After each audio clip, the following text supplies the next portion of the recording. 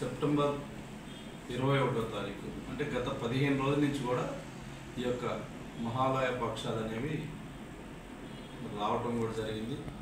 చాలామంది కూడా వారి యొక్క పితృదేవతలు అంటే మన తల్లిదండ్రులు, మన తల్లిదండ్రుల యొక్క తల్లిదండ్రులు, వారి తల్లిదండ్రుల యొక్క తల్లిదండ్రులు అంటే మన అమ్మా నాన్నల వైపున 9 తరాలు, అటు 9 తరాలు, ఇటు 9 తరాలు వారిని పితృదేవతలు అంటారు. ఈ యొక్క పితృదేవతలు మరి చనిపోయి ఉంటారు.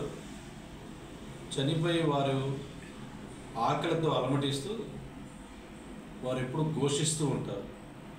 కాబట్టి మనం కనీసం ఏడాదికి ఒక్కసారైనా మన పితృదేవతలను మనం గుర్తించుకొని వారి యొక్క పేరున ఏదైనా అనాథ శరణాలయాల్లో కానీ, లేదా 10 మంది పేదవారికి కానీ, వికలాంగులకు కానీ, లేదా చిన్నపిల్లల ఆశ్రమాల్లో కానీ మరి మీకు తోచినటువంటి సహాయాన్ని, అన్నప్రసాదం కానీ, ఆహార వితరణ కానీ, లేదా ఆహారం వండుటకు సరుకులు కానీ, ఇలాంటివన్నీ కూడా ఇచ్చినచో మన పితృదేవతల యొక్క ఆత్మ శాంతిస్తుందని పురాణాలు చెప్తూ ఉంటాయి.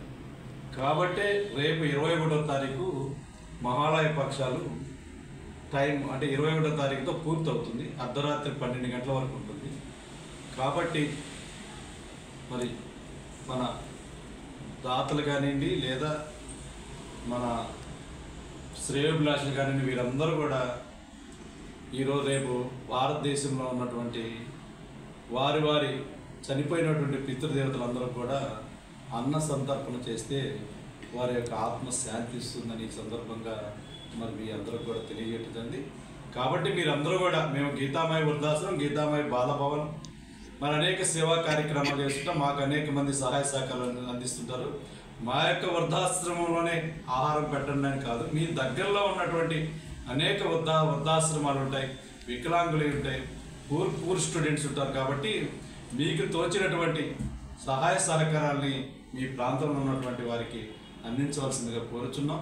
కాబట్టి ప్రతి ఒక్కరు కూడా మీ యొక్క పితృదేవతల్ని తలుచుకొని వారి యొక్క ఆత్మ సంతర్పణ కోసం మీరు ఆహారాన్ని అందించవలసిందిగా కోరుచున్నాం. ఎందుకంటే వారు నీటి కోసము, ఆహారం కోసము మరి వారు ఎంతో ఆశతో ఎదురు చూస్తూ ఉంటారు.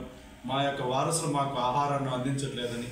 కాబట్టి ప్రతి ఒక్కరూ కూడా తమ యొక్క పితృదేవతలను గౌరవించి వారికి ఆహారాన్ని అందించవలసిందిగా ఈ సందర్భంగా తెలియజేస్తూ మరొకసారి ఈ యొక్క గీతామయ వృద్ధుల గోశాల మరియు బాలభవన్ తరపున మీ అందరికి కూడా పేరు పేరున ధన్యవాదాలు తెలియజేస్తున్నాం.